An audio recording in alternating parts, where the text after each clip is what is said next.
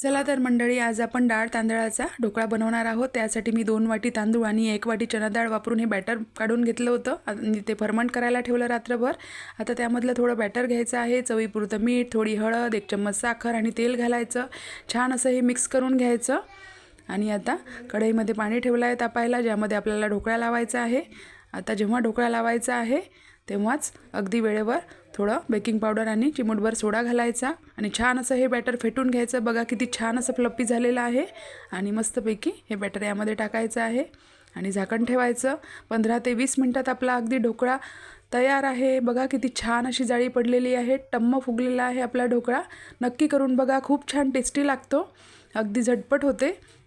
बघा छान असे पीसेस करून घेतले, बघा किती छान अशी जाळी पडलेली आहे। यावर जिरं मोहरीची फोडणी घालायची बघा आणि मस्तपैकी चला तर या ढोकळा एन्जॉय करायला। आणि जाता जाता तेवढं सबस्क्राईब नक्की करा बरं का।